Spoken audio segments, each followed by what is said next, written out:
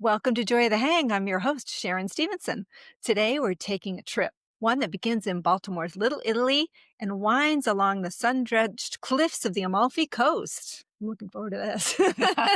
Never been there. I'm glad I get to go today. My guests, Mary Ann and Mimmo Cricchio, are the mother-son team behind Mimmo Tours, a luxury travel experience that turns vacationing into something much deeper, an immersion in family, flavor, and friendship. For decades, Marianne shared the joy of Italian hospitality through her family's legendary restaurant, Mimmo. When loyal guests asked, "Can we go to Italy with you?" she said yes, and a new chapter was born. Today, alongside her son, Mimmo, she leads intimate tours through Italy's most beloved regions, creating memories that feel like home, even thousands of miles away. Together, they've turned a family legacy into a living, breathing celebration of connection. And today we'll explore what it means to build a life around joy, generosity, and the art of making people happy. One meal and one hang at a time. Welcome, Mary Ann and Mimmo. Thank you for having us. It's a pleasure Thank to be you. here. So great to see you both. And Mimmo has his lovely Italian lemon shirt on. Lots of lemons, Lo- bright yellow lemons. Bright yellow lemons, which are representative of Provence, mostly, right? Am I Sure. right? No? I was hoping Amalfi? for the Amalfi Coast, but Okay. whatever you like, sure. So Go right what's ahead. Provence is what, more lavender? Yeah, Provence with lavender. It would be Yeah, lavender. lavender.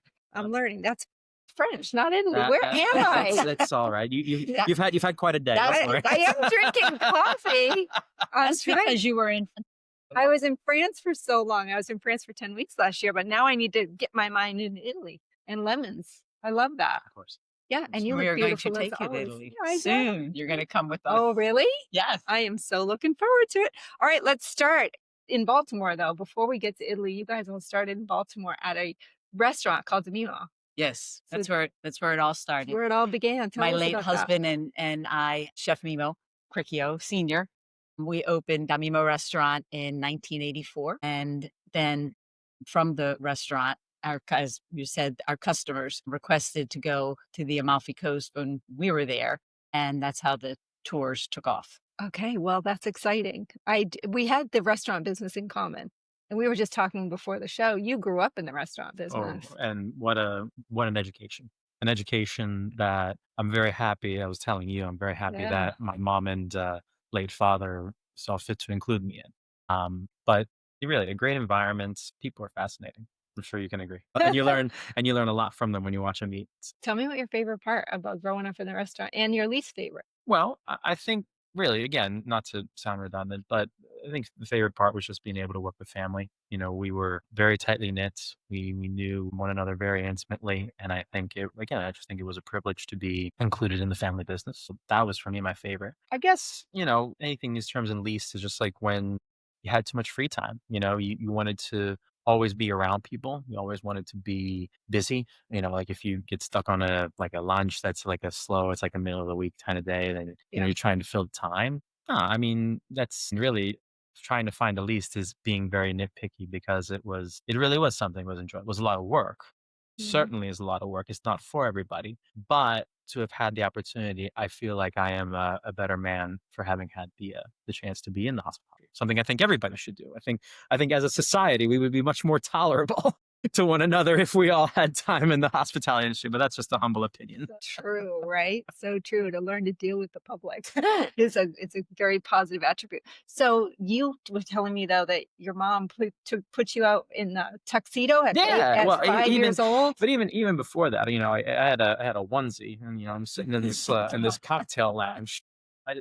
It's like your baptism party. You have no idea what happened, but you had a great time. No, I think probably one of my earliest recollections, excuse me, is just being involved at a very young age, but just knowing how to treat people as simple as taking them to a table, pulling out a chair for a lady, and getting her napkin. That was probably like the first lesson, but you build on things, and it's just one thing kind of flows into another. So And, Marianne, was his first meal meatballs?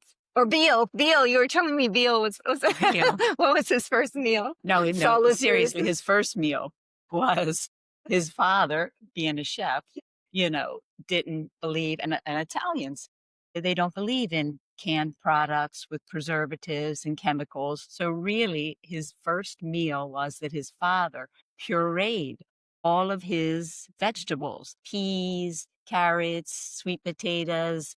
And Mimo was our only child and our first child. And I'm not telling you that we were great at having a child, because at one point we called the pediatrician and we said, we have to bring him in.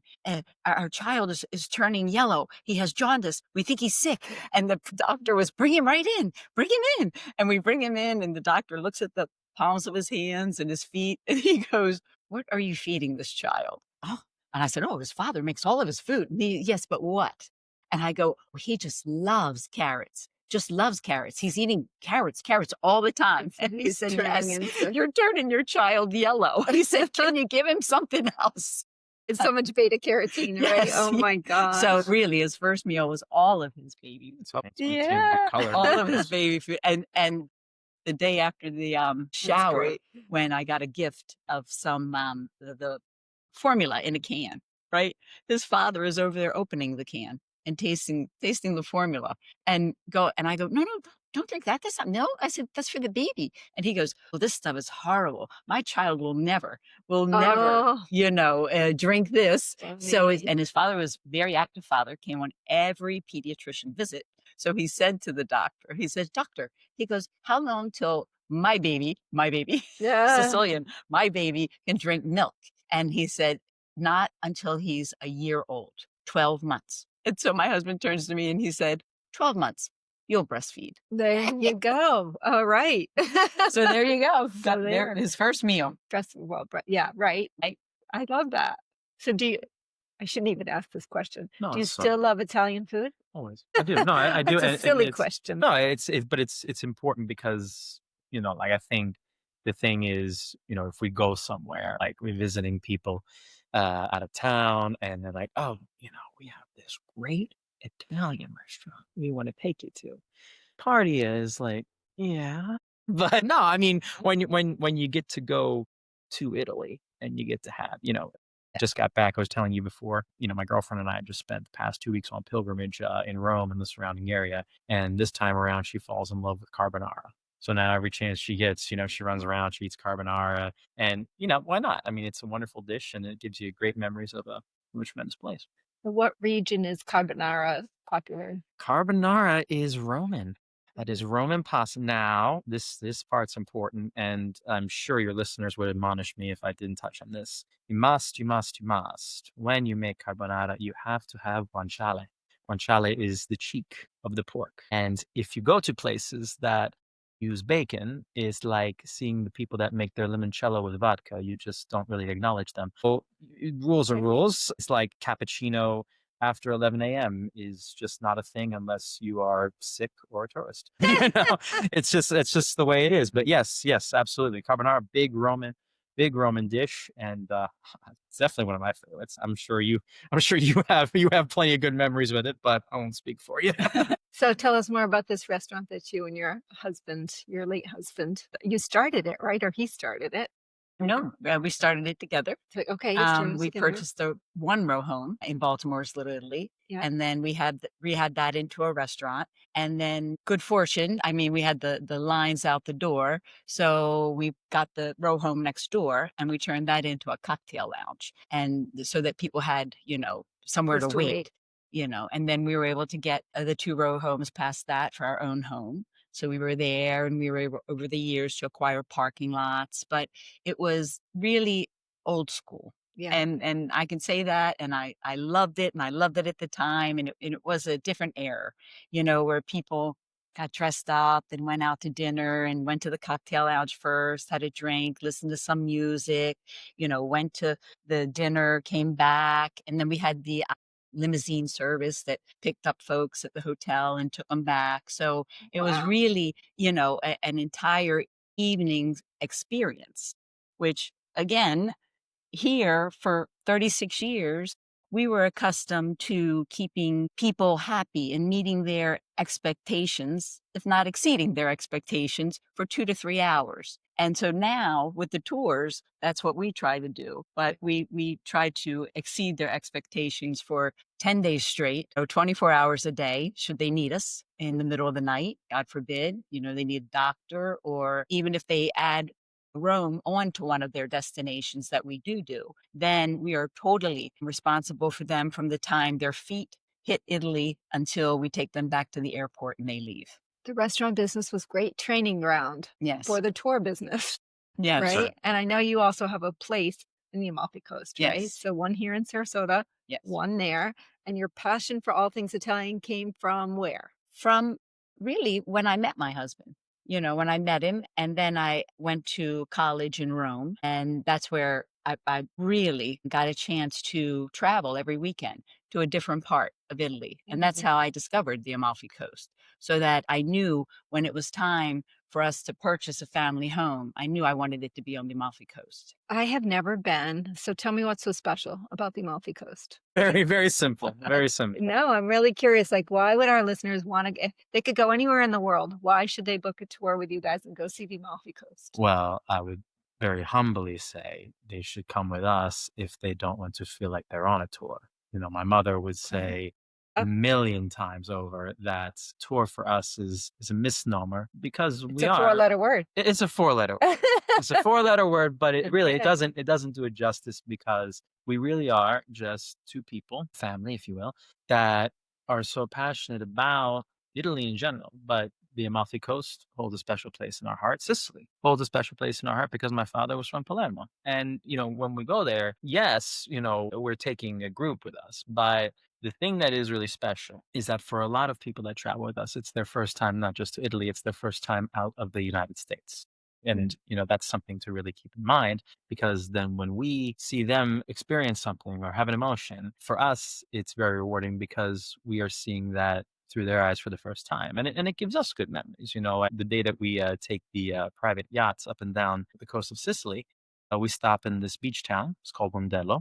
Very beautiful town. But it's the beach that I ran on when I was a 5, 6-year-old kid when I first went to Sicily to meet my family. And so now you see these people who have worked a lifetime, have sacrificed, have saved up. This is their chance.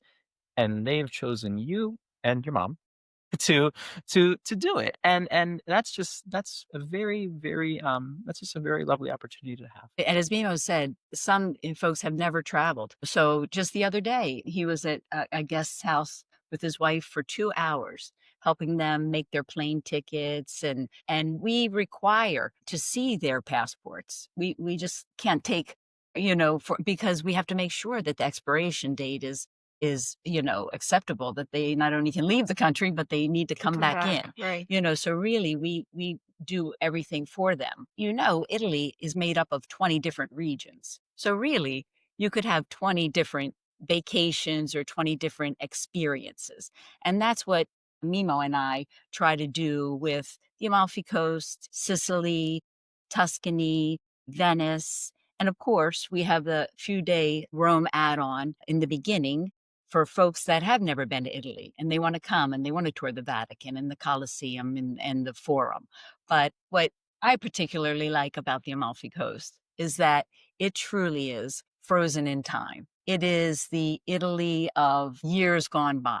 I'm going to say if you go to the big cities, Rome, Florence, Venice, you will stumble upon a McDonald's or maybe a Starbucks. Every year when we get to the Amalfi Coast, we're like, oh, yes, yes. No, it is, the Amalfi Coast is truly truly Italian. And you have all of these wonderful little towns, Zitano, Ravello, and we make sure that you visit all of them so that when you get back and people say, oh, you went to the Amalfi Coast? Did you go here? Yes, you did. Where some of the other tours that are our tours, where ours is an experience, the other tours, they just touch places, lightly. So they may stop at one of the towns or people get off the cruise ship and they're there to visit. So I think our experiences, our tours, are different in that you truly get to experience each one of the towns of that region. So one of the things I found when we visited France, and we were fortunate to be able to travel all over that country too, it's very similar. There's all different regions, obviously, in France, right? One of the questions I have for you is we found there were a lot of English speaking people in Paris, for example, but then there were other smaller regions Right. where they really didn't speak a lot of English. Is that true in Italy as well? Yes. Okay. Yes. So you really do In the need to go with in the someone. major cities, they will speak English. Then in the smaller towns, they not only will not speak English, they have their own particular dialect too. So even if you have had a few Italian courses, 101, and you're good in Italian, when you get to those smaller towns, it will be a completely like different language. Okay. So you're there to translate and to help people figure it all out. Yeah. Full service. Full service. I love that. So you both are fluent in Italian. Oh yes, absolutely. And Italian, some dialects. Sicilian. It's like a new Now, Tuscany, you don't order a Coca-Cola, you order a Coca-Cola. the letter Oh, C. so if I ordered a Coke, not that I would, but if you ordered a Coca-Cola, would they just look at you and be like, No, they would would understand. So obviously they you're not. They pick up very quickly. You're not from there, yeah. but that includes Italians too. I mean, Italians who visit Florence. It's like, okay, you're just not from Florence. That's all. They just there's no. Okay. All right. But they're pretty good with Americans. I think yeah, I think that's a good point to touch on. I'm glad you brought that up. The Amalfi Coast in particular is a place that has tremendous reverence for the American population because of what the Americans did as part of the Allied forces that liberated Italy in World War II. Specifically, in our town in Maiori, there is a church, San Domenico. My name is Domenico. I'm very proud of that. San Domenico, that they have an exhibition of all of these pictures of the Allied forces and the Americans liberating the town and the surrounding area from Nazi occupation. So they don't forget that. They don't forget that. It's something that sticks with them. And, American, we could be from wherever. I think what they like to see is people that are coming to their town and they are enjoying what they have to offer. Really, it's very simple and it's really quite refreshing. The hotel that the folks stay at in Maiori, right out front, is a monument to the soldiers, the American soldiers that came on land and liberated the Italians from the Germans. The church, Mimmo is right, San Domenico was used as an infirmary. And during the actual day of the liberation, the streets of our town are lined with American flags. And when the people are there, it just makes them feel so welcome and so warm, and it really is. There is a special that they hold Americans, in their Well, I'm hearts. glad you shared that story. That was what we experienced in Normandy as well. Sure. Back to Absolutely. Normandy is their American flags all the way down. And how many years? 80 years ago now, right? That was the Normandy invasion. So yeah, the fact that they're still celebrating and remembering what our soldiers did then is so powerful. Yeah, I would imagine Italy would be the same. So you grew up surrounded by the restaurant world and your mom's energy.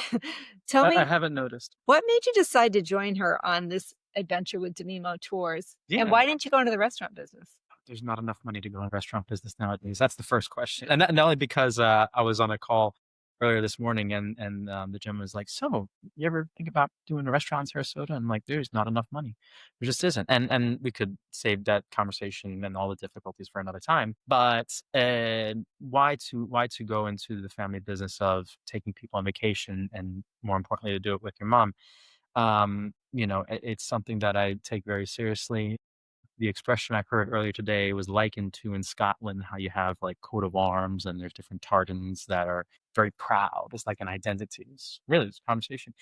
And it's just really that really sunk in with me because, it is our family name. It is my father's name that I share. I'm privileged to have. And it's just very important to me that we do a very good job for everyone that comes with us. I touched on earlier how people that come with us, usually it's their first time out of the country. And we just really want them to have a really good experience. And we want them to see and feel the energy that we have for Italy and, specifically the destinations that we offer. So you were mentioning you do this, what, 4 times a year? Or how We often do you do tours or experiences? Well, we offer 4 destinations. We offer the 4 Amalfi destinations. Coast, Sicily, Venice, and Tuscany, Florence, with the possibility to put Rome either in the beginning or at the end of the trip. But last year we did 8 groups. That was a lot. This coming year, we have planned 6. There'll be 3 trips to the Amalfi Coast, 2 to Sicily, and 1 to Tuscany and the Florence. And we planned them around a bucket list event that it would be difficult for someone to get tickets to. Okay. For example, we only go to Venice in February because that is when the Carnivale is taking place. And we have tickets to the Masquerade Ball. And we also, through our connections, we can get the authentic costumes, the Renaissance costumes from the Venice Opera House. So we go there 10 days. All of our tours have the same 10-day format in that they will have a vineyard day, and then they'll have a bucket list event day, and usually a yachting day. So we go in Venice, we go early to the opera house to choose our costumes because then they have to be tailored for us. And then Saturday, they're delivered to the hotel, and then we put them on and we go to the ball. And then you would be amazed when people put on those costumes, how they take on the persona of that person. Yeah. And we eat and drink and we dance and That's the so one I want to go on. but you I might love want to it. go on Tuscany because Tuscany we only go in August because August 16th is the Palio horse race of Siena. So if you have been on tours to Tuscany, they will probably have taken you to Siena, right? And they'll say, this is the piazza where it happens. And it turns into a race track one day. And then, the riders, the jockeys are in Renaissance costumes, bareback. And as they come around the San Martino curve, they fly off and hit the wall. And it's all very exciting. Yeah. And they explain it to you. But you will find it hard to find people who, when you say, well, have you been there during the race? Were you there at the race? So we not only take you to the race, but we do have the tickets on the San Martino curve because that's where you want to be. It's like the 50-yard line of the Super Bowl. That's where all the action is taking place. We only do that in August. Right. And then the Amalfi Coast is only open in the summer. Okay. Some people will call us and say, I want to go to the Amalfi Coast in January, February, and it's closed. It's closed. It's just like a beach town. There's Wow. no beach facilities. The hotels are closed. Maybe one restaurant in a town, they take turns. It's closed. So, you have to know where to go. You have to be at the right place at the right time. Then you'll spend money and waste money. Right. That's what And I think you we're there. mentioned to me too, you limit your group size to 20. Is that correct? Yes. Okay. Yes. So you keep them small and intimate. Yes. Yes. And that's unusual too for tours. Tours are usually one guide to 55 because a tour bus will hold 55 and Yeah. that's what they want. We are two guides to 20. And then when we go to an accredited site like Pompeii, you'll have an Italian historian who will be your third guide. So then you have three guides, to 20. And also, we like to go to one hotel, unpack once, and then go out every day and then come back to the same hotel. We don't like the packing and the unpacking and the moving, and because again, that wastes time. Yeah. Your time. You're there. That's why a lot of people like cruise ships because Yes. their stuff is all in one place, but yet they're going Yes. from place Right. to place. So that's Right. that's a really positive thing because you're Yeah. right. A lot of people don't like to move around so much. We studied that. We studied what people like. Yeah. And that's what they like about the cruise ships. And they also like about cruise ships, which we take care of. You don't want to have to be worrying, where are you going to eat tonight? Right. What time are we going to eat? Do we need a reservation? Yeah. How are we going to get there? We have that all taken care of for you, right down to your meal.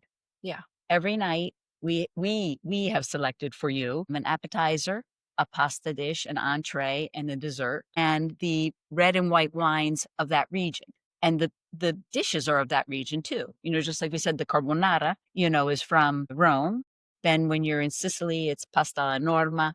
On the Amalfi Coast, tagliatelle al limone, all things lemon, there. And Yeah. so each region has their own dishes, but maybe the average person going wouldn't know exactly what dish to order. So we have all of that done for you. You just have to show up. I love that, how it takes the guesswork out of it because when I travel, I'm the type of traveler that, yes, I want to see the highlights. Of course, I'd want to see the Colosseum.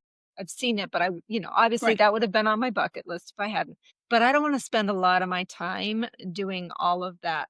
I want to be where the locals go. That's what I want to immerse myself into the culture of the region and be down the back alleyway in some unknown little restaurant hole in the wall. That's, with some mom and pop making pasta from scratch. Exactly, I exactly. don't want to be at the big And place. we've been doing this now for 15 years, right? And we have guests that have been back with us 10 and 11 times on tours. And because number one, they like the pace, they like just what you're talking about. We hit the highlight. You have to, if you're in Florence, go to see David at the Academy and go to the Uffizi. But that's a 2 hour limit Yeah. for a person's you know, attention to that. And then we have together time, we have free time. Nothing starts at an unreasonable time of the morning. We always get up, we enjoy our breakfast, then we go out for the day. And people that, so they like the format, they like the pace, and they come back with us, time and time again. And people have come back to the Amalfi Coast experience particularly more than once because the Amalfi Coast is such a vacation destination that I when they come back for the third and fourth time, I say it's the same towns, it's the same restaurants, it's this, and they go like this, yeah, I liked it, I liked it, I would, and then they start becoming friends with Yeah. the locals too, Yeah. and then the locals know them, and I mean, it's great, it's great. We talked about this a little bit the last time I met you, but I wanted to bring it up again. So one of the things I found fascinating traveling to France was I eat about the same. Well, no, I eat better food over there. We didn't gain any weight. We're over there for 10 weeks. I literally, I'm not lying, had probably a chocolate croissant every single day. I mean, I walked a lot, but I was like, I think I lost 2 pounds but when I came back and I was like, why the food is so different and so much better, isn't it? Right. Same in Italy. It's also amazing Right? what passes for food in this country because So I mean there's just different law regulations and definitely Maori, definitely the Amalfi Coast, like my mom is touching on. It really is one of these last bastions, if you will, of good quality dining. I mean, and it doesn't have to be a Michelin star. It doesn't have to be anything fancy. You touched on it very well. I liked your point about going into a hole in the wall. It's a family-owned business. They know what they do, and they do it well. Mhm. Modestly speaking, they do it well. So all you have to do is simple. You don't have to get too crazy with it. I mean, the other thing too, we can always touch on too is this community that is around a dinner table, right? Like you are sitting at a dinner table. You are, in the case of a family-owned business, you're in someone's home, and I think that's another point that my mom and I don't lose sight of is that you're in our house. Literally, one of the nights of the Amalfi Coast trip is we have a house party and people come to the house Right, everyone and we cook and we dance and we drink wine and it's fun. Yeah. It's like this. It's organic. It's natural, and it's just it's a really great time. But the beauty of these 20 people together around the table for 2 hours, 3 hours sometimes every night. We too, when at the welcome reception, they can be all strangers. They don't know one Mhm. another. And some from Alaska, some from Colorado, many from Florida, Maryland, where we came from. But then as the 10 days go on, they become friends. And this friendship, just last night here in Sarasota, we had a reunion. The Yeah. ladies of Damimo. And Yeah. it was organized by one of the I ladies. talked to one of the ladies. One of the at Geneva. ladies there last night, and we just had a wonderful time. But this friendship that has built out of the tours. But you're absolutely right. I know we talked about this before. How Italians have to have a plate of pasta every day, every day. Every So day. how could you eat a plate of pasta I and then know. because it all starts with the quality of the food. I mean, even at Damimo restaurant, we were very famous for our veal because we only served white milk-fed veal. So you have to start with the right ingredients. And in Italy, it's all fresh. There are no preservatives, no sulfites in the wine. And everything is pure and natural and doesn't stick with you. And I was telling you, this is what I loved about France. There were fresh markets on every corner. I mean, it wasn't like, and people would go to the grocery store every day or the market, right? So but you would go to the grocery store there and you would not find half the stuff that you find on the shelves here. I mean, I go to the grocery store here and you have an entire aisle of cereal. And you go there and you might have 3 to choose from, right? I mean, it's just the way we eat and the way we shop and stock our shelves is so different. Right. That it was like, I loved being over there because the food you're eating is fresh because Exactly. they just don't have all the crap. When you're saying we understand Italian, right? Yeah. We're walking down through town and we have our, guests with us. And still the Amalfi Coast, again, you go to the butcher for the meat, you go to the fish, purveyor for the fish, the vegetables. Right? So as we're walking down, I can hear one man say to another man, he says, you have to go get the clams today. The clams are so fresh, they are talking to you. This is the expression. The clams are so fresh, they're talking to you, right? So I say to our guests, come on, let's go over to the pescaria, right? Because I want to show you clams that are talking. And they're like, what are you talking about? And it's a cultural experience because you go over there and here's the expression. The clams are so fresh that they're talking to you because they are so fresh and so alive that they're in the water and they're going like this and the water is spitting out at you. They're talking to you. Yeah. Buy me, take me home this morning to cook for today's 1 o'clock meal, right? Linguini con I vongole braci, con I pomodorini with a little bit of tomato. It's delicious. Delicious. One of my favorite dishes on the Amalfi Coast. And then again, we have favorite dishes everywhere. Yeah. It's incredible. I agree. I mean, I cannot wait to plan my trip. And the rest of you that are listening, you're going to need to plan it too by the time we're done. All right. I need to find out though, how this all started. So you guys, I know you owned your restaurant. At what point did you go to Mimmo and say, I'm going to start this tour business? No. Or did you say like, how did this all start? Tell me how you actually refused it quite a few times. This is when God knows that a door is going to shut, he opens a window for you. Because I have never had a job outside of a family business. Right? I went to college and I did. I studied business administration with a concentration in international finance, and I did have a job with a company coming out. And I never went to that company because then my husband and I started to open the restaurant together. Okay. So now we're in this family business. And not only our family, the restaurant family. We were open 36 years and I had people that were with us for 30, 31, 32 years, the guys in the kitchen that my husband trained and everything. But then when my husband passed away, I wanted to purchase the place on the Amalfi Coast to keep taking Mimmo. I wanted Mimmo to keep going to Italy to keep up his Italian heritage, the language, because if you don't use it, you lose it. You really do. And I didn't want us to be here just in the United States. So I bought the house on the Amalfi Coast and we started to go there every summer. And that's when we still had the restaurant at that time. And our good clientele, 20 and 30 years at the restaurant, they said, well, we want to go to the Amalfi Coast.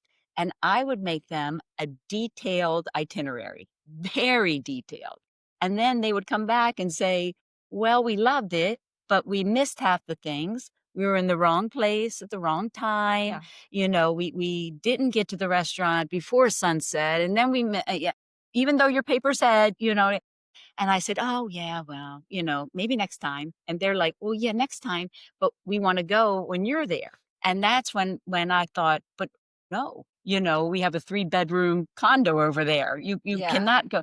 And it was at the request of our, customers of the restaurant that said, no, you get the hotel, get everything, the transportation, everything. And you just let us know, and we'll write the check. That's all we want to do is write the check.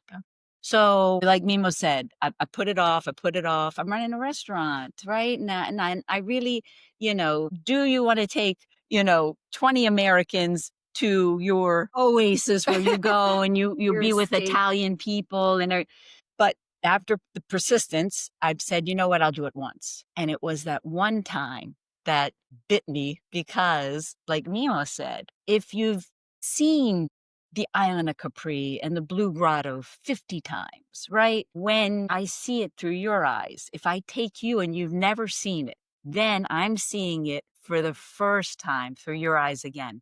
And when you turn to me and say, "Oh, Marianne, this is the best vacation ever, and I couldn't have done this without you, and I'm so happy, and I'm going to have these memories for a lifetime." Oh my gosh! Yeah. Oh my I gosh! just got chills when you said that. live. I Yeah. mean, I live to hear that, right? Yeah. But then it was a real juggling act in that I was running the restaurant, but then trying to do the tours in Italy, but just the Amalfi Coast. But then after I did the Amalfi Coast for a few years, people started to request to go other places. Well, now we want to go to Tuscany. Well, now we want to, I said, but I don't have a home there. And they go, yeah, yeah, just get yourself a hotel room, build it all in. I mean, it was the people's idea, not really, not my idea. Yeah. And then I just would have never believed that Damimo restaurant would sell. I mean, I thought I was on the same plan as my husband, from the restaurant to the cemetery. Restaurant to Really. grave. A lot of us are. But when it came time for the restaurant to sell, I thought to myself, no, I'm sad because we don't have a family business anymore. But then I thought to myself, wait a minute, we do have a family business. So from Damimo Restaurants then became Mimmo Tours. And then we can still work as a family. We Yeah. can still work together, and we can still provide, like the dining experience for 2 or 3 hours. We can still provide this experience, this Italian experience for 10 days, 2 weeks for folks. So it organically started. And at what point did you invite Mimmo to be part of the? Well, when he graduated college, then he went to law school and he was still working at the restaurant, right? And then You're on such a roll. Keep going. And then, and then So what my mom was starting to say was finished finished school and I was working first in lobbying and then in the housing industry for a while until COVID happened. The company I was working with was cut in half, which freed me up to really do anything. And I decided to follow my mom down here, really because at the time there wasn't any family in the immediate Sarasota area. You had to cross over to Vero Beach, 3 hours away, and I couldn't stand for that. So I came down here, tried to do the housing industry again, but it just wasn't the same. The opportunity wasn't there. And I actually went to my mom. I remember going to my mom in the spring of 2021, and like, well, I don't think you're retiring. You're not slowing down. And I like this. This is fun. But we could really do something here. And I think we're in a place where people want to travel, they have time to travel, they're very appreciative. I must say that's one thing I've really enjoyed about coming to Florida, and in particular Sarasota. People are really appreciative of what you have to offer if you're willing to share it with them. Yeah. And so we started, and that first year together in 2021, we did 2 trips. I remember having to do mask requirements and getting COVID tests, and it was a challenge. No, it was a challenge, but then you did it, and then the next year it got easier, and the next year it grew. I was just amazed how people really take word of mouth seriously down here. We show up, and my mom, to her credit, an amazing marketer, even better with numbers. And she's like, we're going to do advertising. And this is the advertising plan. And I'm like, uh-huh. And then, you start realizing that advertising only gets you so far down here. You need to really get to know the people that you're doing business with. And so that was perfect for us because we hide behind nothing. We are who we are. I feel like we're very genuine people. I feel like we're very energetic about what we do. And so Sarasota in general has been wonderful. We live in Lakewood Ranch, and just have loved our communities that we are in. And it's just been a real pleasure to be here. I will say I am so proud of the fact that this community is one of the most philanthropic communities in Oh, the yes. country. Yes. Very much so. And also, it's been the same with me growing the podcast. It's been this amazing group of people that really want to help you connect with Mhm. really powerful people, which is fantastic. There's not this sense of competitiveness so much. It's more cooperative. Right. And that's good because I think that's what if we talk about it on a larger scale, I think the world is missing that. I think the world is missing people that bring people up, and Oh, yeah. that's something that could be looked at more Right. seriously. And for the first time, when Mimo said that now we are in a community where people have more time to travel, this past summer was the first time that we had two couples do 3 trips in a row with us. They were with us for a month. So they did the Amalfi Coast, then they did Tuscany, then they did a few days in Rome, and then they tied on the Amalfi Coast, to it. And again, like Mimo said, that was all from word of mouth because when we came, we took the choir from our church. Yeah. So there, the word of mouth got around the church of the tour. And then we took a number of people from our country club gym. And that's where the people were like, are you going to Italy? Are you going to, oh, you should go with Mimo and Marianne. But really, I think that spoke volumes when the two couples signed up for an entire month with us. Great. And I just saw her last night too. They came for the reunion. I love So it. they were so happy. Anyway, we're Oh, talking about it. I Yeah. love it. I think that's great. All right. I'm going to ask you first, Mimo. Can you Ooh. share a favorite story or moment that perfectly captures the hang, that feeling of belonging far from home? That is a good question. I would love a moment to think about it. Probably hard to pick just one. It's hard. It's hard to pick one. It's just a general sentiment that's really something that I think I can say for my mom as well. We continue to marvel over how really there are 20, 22, however many people come. They really don't know one another. I mean, yes, okay, if you're a couple, you came with your friend, you came with your spouse, all right, great.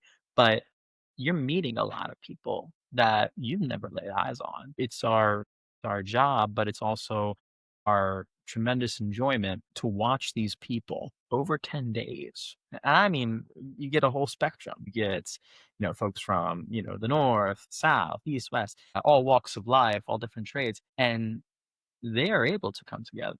They really are. And it's not like we are standing over and saying, you will get no, we're not. We're not the parents. This isn't the middle school Yeah, but the field trip. It's no not one's gonna that. time- No one's gonna need time out. And that's the thing. Nobody, and thanks, that's a good thing too. Nobody puts you in a position to be the bad guy. Yeah. Because really, I mean, one day we're on the yacht going up and down the Amalfi Coast. The next day we're, having the cooking class. The next day we're in Capri. The next day we're at the vineyard. People are there to have a good time. I Come mean, on, like you, I like was on a tour once it was in Italy, and there was a little too much grappa drank. I'm just saying. but the point is, I feel like to not enjoy yourself with us again, just an option. Like you have to be a special kind of miserable, not enjoy. I mean, you're Well, here. yeah. You're here in one of the most. This is actually this is a nice little anecdote. When my mom had this idea, she goes, well, how are we going to sell this? How are we going to do this? I'm like, Mom, it's the Amalfi Coast. The location has not done half, but more than half of the That's work true. for you. Yeah. All you have to do is not screw it up. And really, you did it. You I didn't, try not to you screw it up. didn't, you didn't screw it up, but you didn't screw it up precisely from what she's been saying. You screw it up because there are transferable skills. Yeah. When you're in the restaurant, when you're on vacation, it's hospitality. You have to make sure that people are having Right. a nice time. Yeah. And as long as you do that, And Right. And because our restaurant was a fine dining, white tablecloth, Yes. waiters in tuxedos, we had to make a trip that our guests were accustomed to. So again, you put your feet in Italy, walk out of that baggage claim, Mimo is there. We have private transportation. Just what he said, he glossed over that, but we go to the island of Capri on a private 80-foot yacht, just us on the yacht, Yeah. no one else, so we don't know public transportation, buses, vans, aliscafos, and no, private boats, private vans, everything. We have private terraces overlooking the event that is happening. You want to be in that place that night because the town below you is having a festival and they are going to shoot fireworks up to the terrace. When people see that, they go, I can never see fireworks again in my life after this. So, but again, we have to make the tour to what our guests are accustomed to. So you were already used to providing an elevated experience. And so you've just carried that into your tour business and do these. I love that you kind of had this niche market too, where you've curated these really bespoke events where you have access to things that not everybody has access to, Right. which is really phenomenal. A lot of people look for those really I special mean, because think occasions. about it. People can go on the internet nowadays and you could plan your own Yeah, trip to get that ticket to that palio horse race on the right. San Martino curve, to get that authentic costume, to go to the masquerade ball, Yeah, right? just not available. Those, yeah, Yeah, yeah. unless you know someone.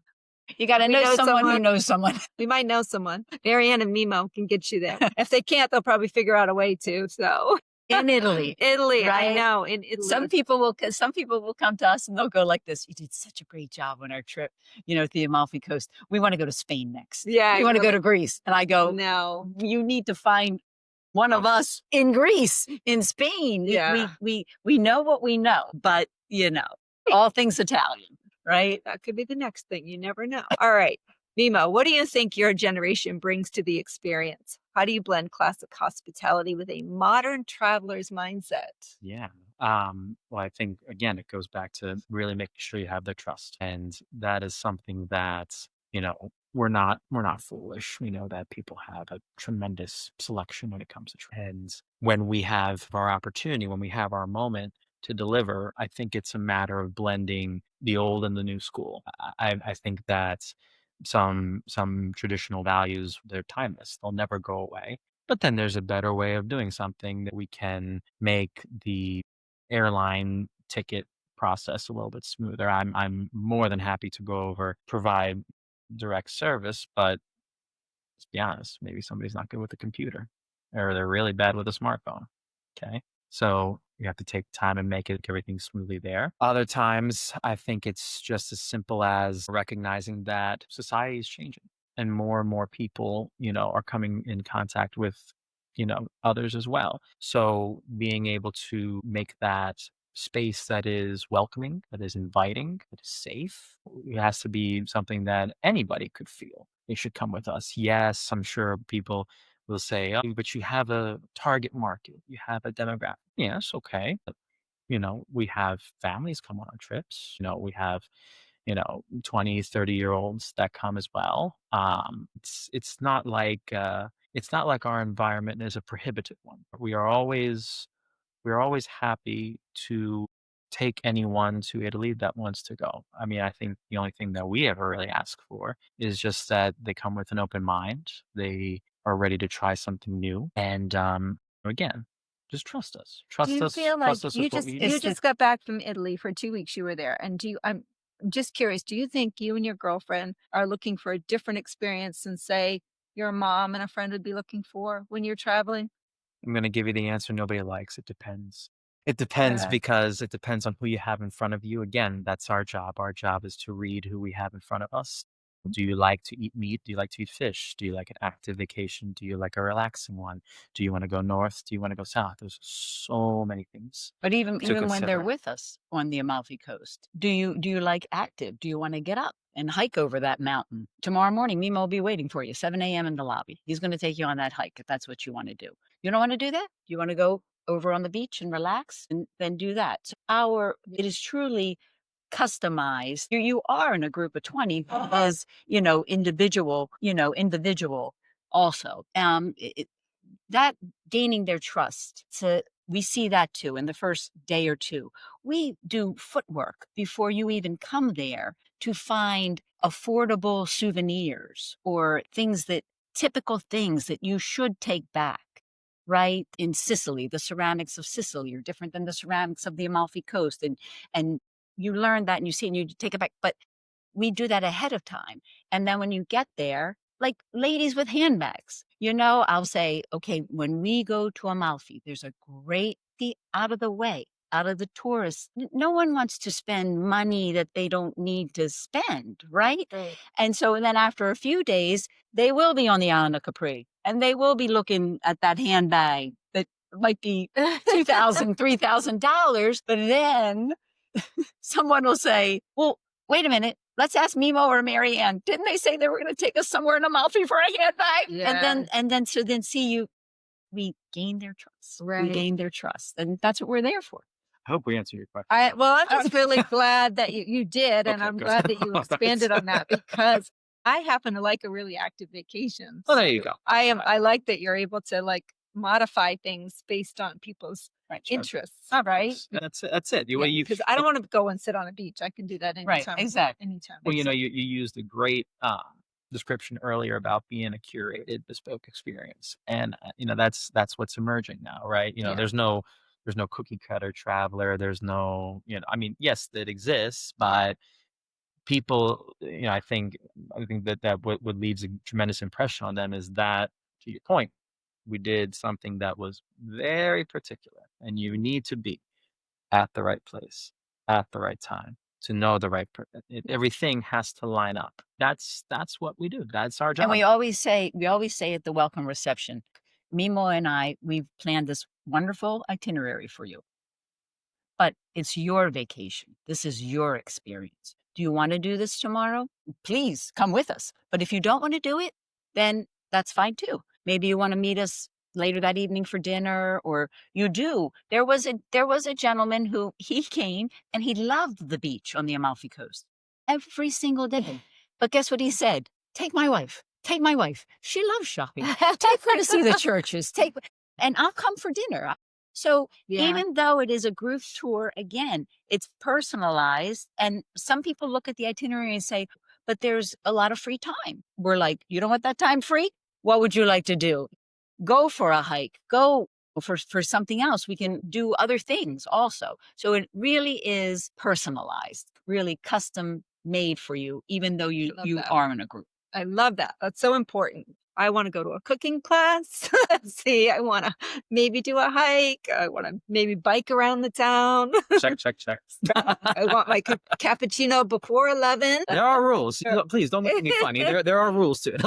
And I think I have to have an Aperol spritz before dinner. Yes, Yeah. definitely. Learning. And then we're going to get you. briefed. We're going to get you that limoncello after dinner. She was briefed well. See, I know. Last time she brought one with her, so I got to try an Aperol spritz. It was even better. So, and I have to have my Italian wine, of course. Gosh. All right. Travel can be transformational. What do you hope people carry home after a Mimmo tour beyond the souvenirs and snapshots? And I already know the beautiful reunion is one of those things. But what else? What memories do you hope to bring memories back? and relationships and friendships that will last a lifetime. I love that. A lifetime. If you would have seen the ladies last night, and then 2 weeks ago, it was the couples who had a dinner at another Italian restaurant. There's another group that they like their couples. They like to get together every month at a different Italian restaurant. And I mean, okay, I need to put you on the spot now because you're not in Baltimore anymore. You don't own your own restaurant. Is there a restaurant locally? I'm going to put you on the spot that you recommend. We weren't paid. In Sarasota. Yes. We have more than one restaurant. Sarasota is a very good eating town. It's a sneaky good eating town. Yeah. And I mean, in every nationality. We're not Italian, top 3 Italian though. Only Italian. I just want to hear Italian because you guys are the Italian experts. What are your top 3 if you're going to bring somebody to an Italian dinner locally? I know. And we're not getting paid for this. Yes, no, not getting paid. But we can each have different answers. We don't have to lie. But again, I have my own. Again, I have my own criteria. Yeah, so owning an Italian restaurant that sat 110, right? You can cook everything prepared to order for that amount of people. Yes, you can. So I am not going to choose an Italian restaurant that seats many people. Okay. So first, I like a smaller Italian restaurant. I like, again, family owned, the people. And if one of them, I'm not saying the husband or the wife, the lady or the man, if one of them is in the kitchen cooking and the other one is out front, one's watching the back of the house and one's watching the front of the house, you're in. I'm in. Okay. So right now, for me, there is a little sleeper in town, again, that many people don't know about. Maybe not for long. The Reserve. I do like the Reserve. Okay. Yes, the chef there, he's from Rome. His family they have 2 restaurants right outside of Rome in Ostia. And you know what? I've heard about the Reserve and I've not been there. So I'm going to have to check that out. Very good. I'm really glad you said Very that good. because That's I'm not. one. That's One. what's your Well, wait. So you What's get it? it's one. You get three. no, go ahead. I want to hear what your You don't want. You what's don't want next. two more. I want to hear what your next we one wanna is. hear- No, because I the I one have that three you're of gonna my pick- own. I have You do? three of my Okay. own. So for me, the first place we came, the first Thai place we came down in Sweden. Okay. And So is that number one?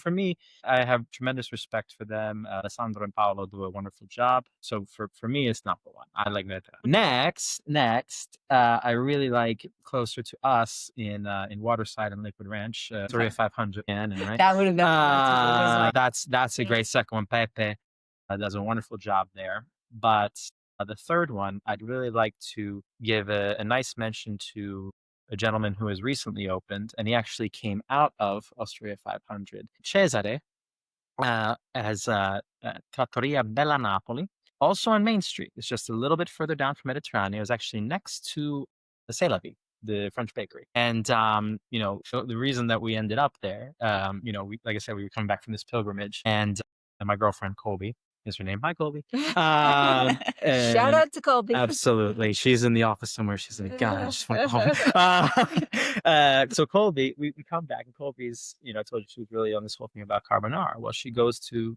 Bella Napoli, she goes to Cesare, and, a couple lunches in a row, she has the carbonara. She's like, Mimmo, it's good. It's just like we were just there, right? I said, all right, let's go to dinner. This was tremendous because this is a real family operation. You see Nonna is there, you see his wife with their baby, and the servers. Everybody is speaking Italian, which is a good sign, by the way. You talk about traveling. You want to go to places where, if it's Italy, you want to be hearing Italian in the restaurant, not a lot of English. But that's beside the point. Anyway, we go to Bella Napoli. We sit down. We have a wonderful meal, and I am just so very proud that Cesare has done this because he started with Osteria 500. He started making the pizzas there, which is just one facet of Osteria 500. But here he is. It's the American dream. He has his place. He has it in Sarasota. And I must say, he did a tremendous meal. So It was a true testament Right. because, again, we had Damimo restaurant and we had boys from busboys in high school that ended up owning their own restaurants. That's and that was, fantastic, yeah. a true testament to, Absolutely. what they learned and everything at your restaurant. so that's three. You have two And- more. And, No, you have and two more. Cesare uses guanciale. In It does. It does. It's The pizza is a Neapolitan style pizza, this personal thing, and it's really good. Now you need to do your last two restaurants. He's putting you on the definitely Osteria 500, because then again, too, Pepe, who is so nice and knows that we are from the Amalfi Coast and we are accustomed to the lemon, he will even make us, the tagliatelle al limone, not even on the menu. Okay. That's another one, Uh-huh. right? And then again, I found a tiny, tiny little restaurant called Vino Vino. And again, the chef said, I had just gotten back from Italy. And a friend of mine said, I got to take you to this Italian restaurant. And I said, really? I just got back from 5 months, in Italy. Yes. And the chef, he is going to make you anything you want. And I said, okay, I'm going to shoot. And I shot for a Sicilian dish, right? Yeah. That is pasta alla broccoli reminata, which is pasta, but it's a cream of broccoli sauce with pignoli nuts, raisins. And the secret to that one is a touch of anchovy, but a touch in that you don't know that anchovy is in there, but it's just brought up the flavor, right? And my friend is like, I'm here with him right now. Just tell him what you want. Tell him what you want. And I got on the phone and I said, can you make this? And he truly said, I'm from Naples. And he said, I know it's a Sicilian dish. He goes, but I can make it. It might not be exactly like your husband's. Yeah. My husband was Sicilian. Yeah. And he goes, but I'm going to make it. Come Friday night. And I went and I was so pleasantly surprised. Aw. And he tried it. And it's just a cute little place. And they have music and they sing and everything. So that was really a nice The name of that one again was Vino Vino. Vino Vino. And where is Vino Vino? Vino Vino. It's downtown right off of Tamiami across from the Sarasota Mall. in that Oh, area. okay. Yep. I know where you Yeah. are. Yep. Yep. Yep. Yeah, just like in a little strip mall too. I mean, just, and we went and it was great. It was great. Okay. Very fun. We haven't made you too hungry. Can you hear my stomach growling? No, that's actually my. I think it's both of our, they're both growling. Yes. I like La Violetta too. Have you been to La Also, Violetta? Very Very good. nice. I'm Also, going to add very that to where I also. live. Yes. You Yeah. need to give us more options. La Mucca Ballerina. It's a good eating town. We Actually, need more time. yeah, we actually do have quite a Cafe Barbosa. Have you been there? That's really fun. Very nice. That's a fun one. So, there's some fun we ones. digress. We digress, and we're all getting very hungry. So we're going to move on. But for Greek blue cuisine, right? The question is, But I mean, I just want to say that this is Blue Cuisine is great. this Wow, is a that great is eating wonderful. town. Wonderful. It is a great cultural town Yes. with all of the theater and the ballet and the Well, only opera. because she went Greek, I would like to do one more, if you permit me. Go One more, right one ahead, and sure. only one. Only because I had the pleasure of growing up with them in Maryland. Brine Oh, seafood yep, is tremendous. that's where you were last That's night, where we were right? last as night, as yeah. Marylanders, we can put Yeah. the stamp of approval on that crab cake. People in this town, they try, and it's The a good best. try. That's a crab cake. Okay, and Brine is located in Gulfgate for those of you who are local that are listening, and they have fantastic seafood. Hi, Mike and Gary.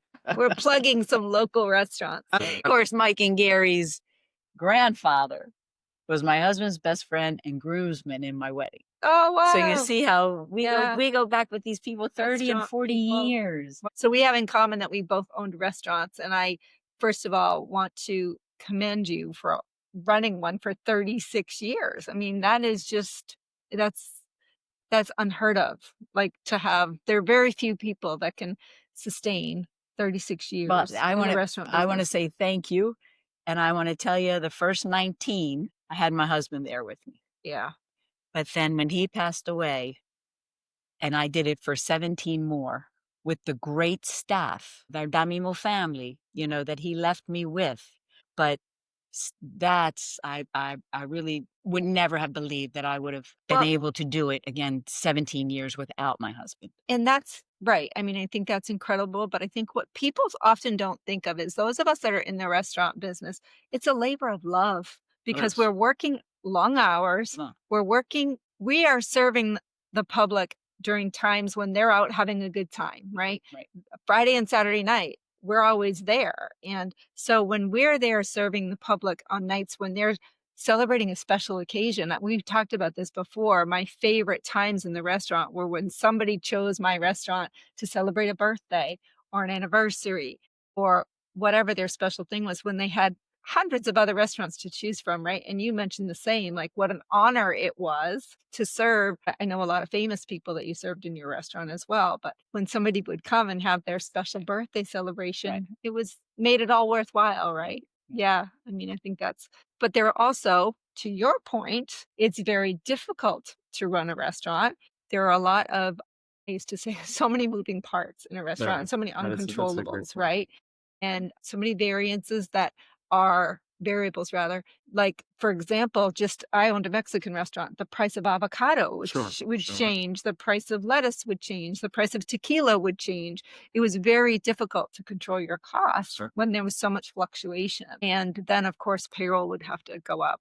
It's just a very difficult business to manage. And your staff for me, it was very transient because we were giving a lot of young people their first jobs, right? They never worked before. So in Maine, they weren't making it a career unless they were at the chef level, maybe a bartender. I had bartenders that were with me for several years, but most of the rest of the staff would turn over. They were young people. So you were lucky to have people Yes. that stayed with you for so Yes. long. Yeah. Very You had a more mature staff in Well, a fine dining. I think establishment. if Yeah. I may, to really give a compliment to my mom.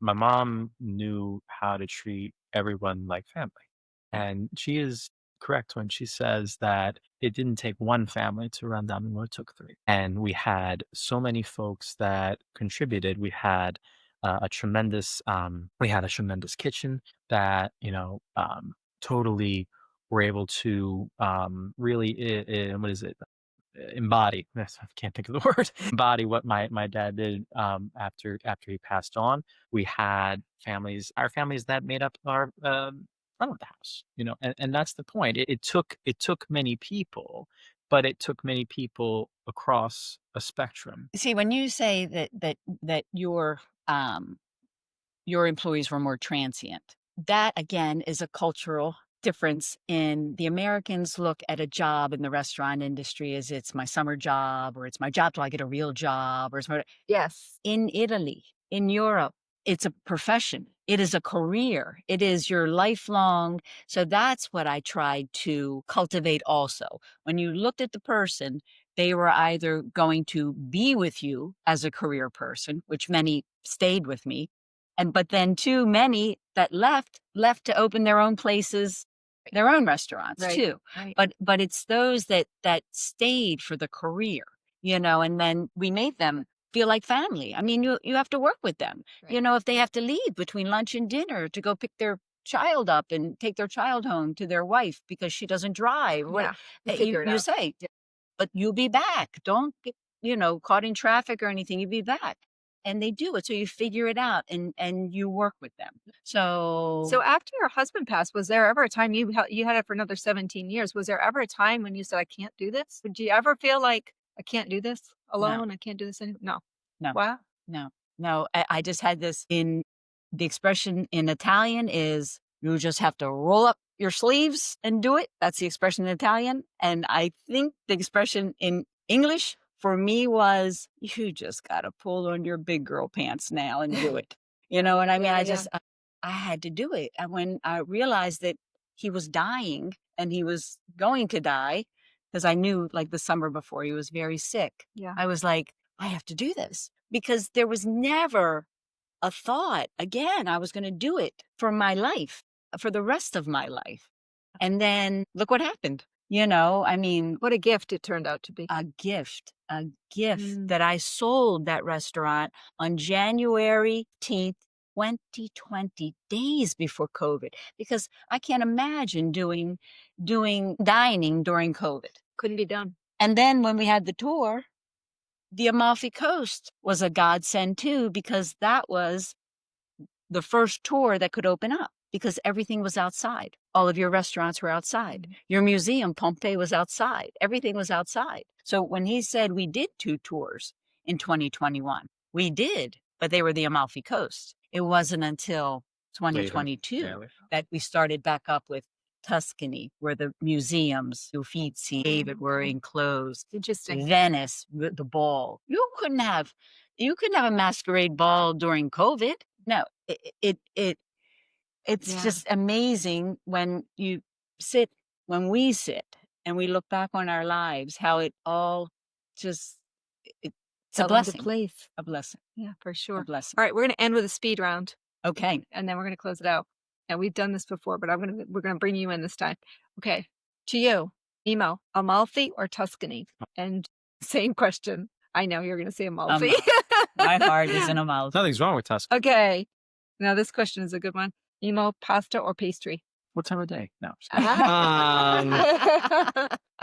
No, I like sweet. I'll go with pastry. I Marianne? like sweet. I'm going with pasta, because an Italian cannot go a day without pasta. It's just it. Do you still eat pasta every day? Every day. Do you eat pasta every day, Mimmo? You want to edit that answer? You didn't have a plate of pasta before you came here. No, I don't. I definitely. That's actually. I'll say for me.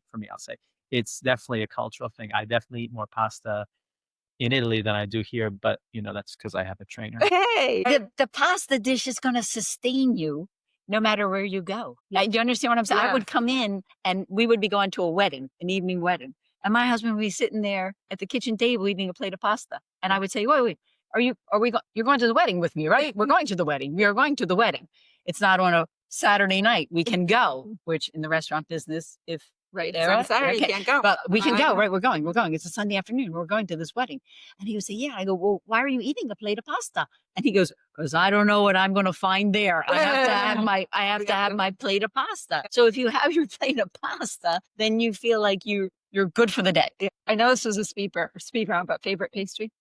Cornetto, so let's take a croissant, filled with Nutella. Oh, okay. You like Nutella. I Right. do. I like do. almonds. But Almond it's butter. it's But just because. But I'm going to say Mimo's tradition with our Napolitan driver, Drea, before they go to the airport to pick everyone up. Oh, well, that's a particular thing. So, I know it. Naples has a very famous pastry, sfogliatella, and it looks like a seashell, but it's layered. For French, it would be like a millefeuille, and a really good one. It's called a coda, like a coda aragosta, and like a lobster tail because it looks like a tail of a lobster. But it has this cream. No, it's really good. It has this cream. Right. Oh, And trust on me, I'm top- like salivating And on here. top, a very nice cherry. Sometimes it'll be a little bit sour, so I like the little bittersweet. But Oh. But for our Sicilian family, we must go with the cannolo. Okay. And that's another cannolo. When we get everybody down to Sicily, we go, do not go in the pastry shop and say, I want cannoli, because then they're going to say to you, how many do you want? I mean, because cannoli is More plural, plural, when okay. you have to say cannolo, right? So, yeah. So Sicilians, cannolo. I could eat plural right now. All right. Mimmo, favorite Italian saying? very good question. Pass. I want to hear hers first. Okay. Okay. I know what mine is. Go ahead. And because Mimmo finishes it with his zip on it all the time. There's an Italian expression that says chi va piano va sano e va lontano. E non arriva mai. Non arriva mai. So for the Italian, so you So translate it. let's take it word by word. Chi va piano, slowly, sano, safely, va piano, va sano, va lontano. Will go long, like a long vision. Will go long, but the counter to that is, and you'll never get there. And non arriva mai. Okay, but I need to give you a saying. Non c'è due senza tre. There isn't two without three. So there will always be something coming, and you have to always be aware of what is coming. It's kind of like an element of karma. So like if you've been doing a couple bad things, some bad things will follow you. If you've been doing a couple good things, some good things will follow you. Aw, It's about what you put out. that's beautiful. Say that one more time. Non c'è due senza tre. There is not two without three. Let's see. So remember, when you come on Tre. 2 Mimmo Tours, you'll be on a third. Non c'è due senza tre. I will come up with another one. I'll be like, actually like use that one. that. But that's a good one. I- That one. Okay, here's another one. Mimmo, song that instantly transports you to Italy.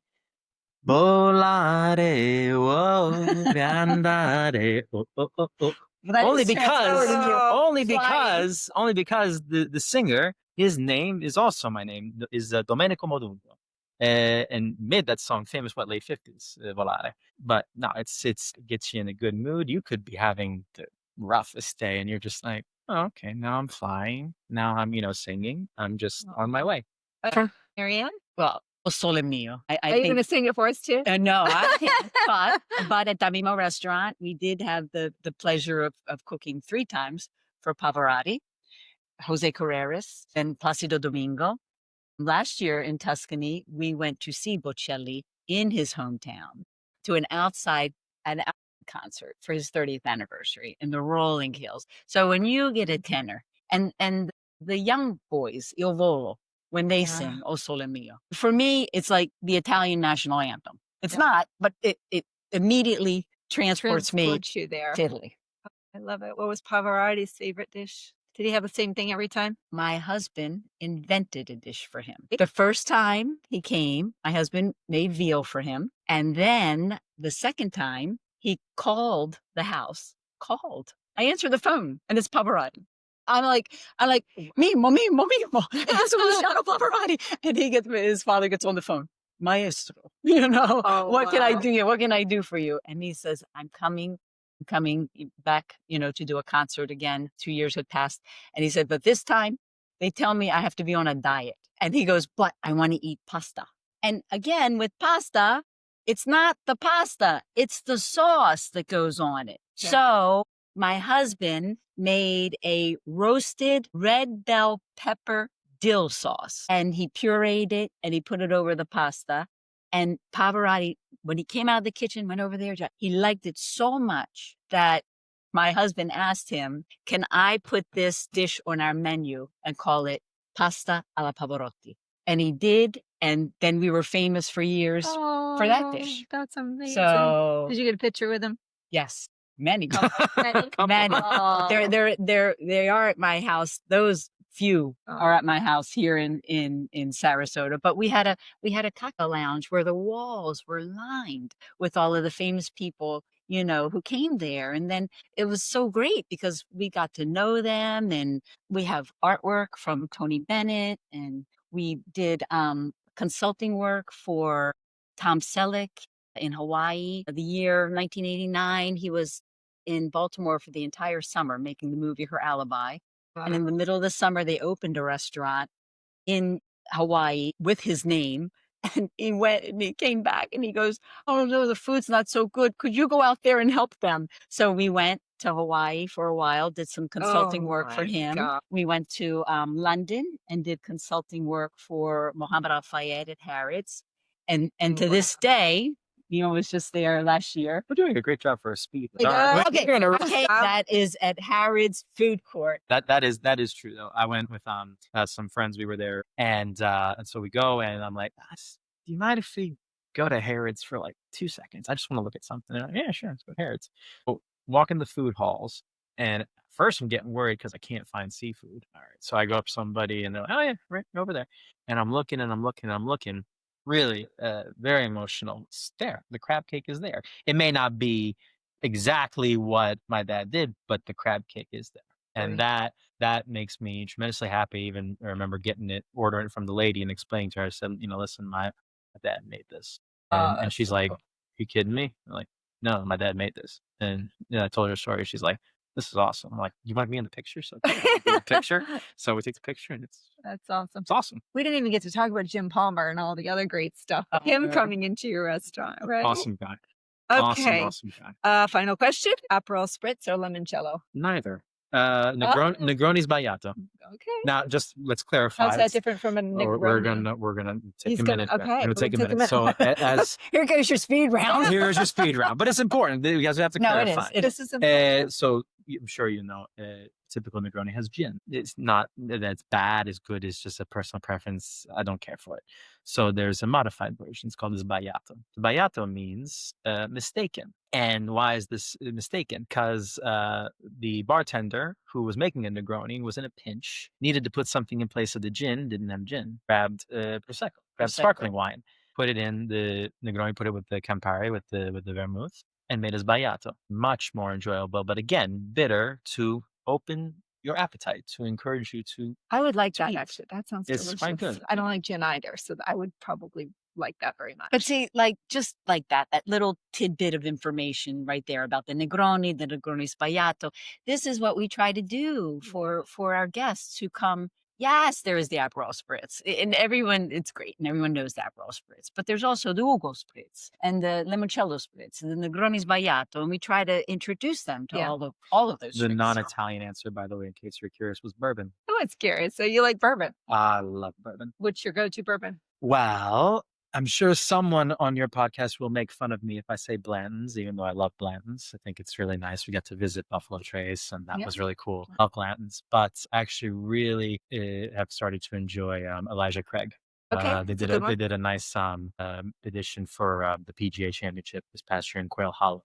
I snagged the bottle. No, but it's the non-Italian answer, bourbon. So, Okay, anyway. we've got a bourbon drinker in the house. But you have to remember, Mimmo grew up in the restaurant industry. Yeah. So one day when a waiter didn't come in at age 15, I went like this, "You're no longer busboy, you're a waiter tonight." And he's like, "Oh, okay, I can do this," and he's over there. And at age 15, when the people are going, "So what wine do you recommend with your veal chop?" And at age 15, he's going, "Well, I personally like," because then a cultural children, they do drink wine at home. They mix it with water. So I called him, come back in the bus room.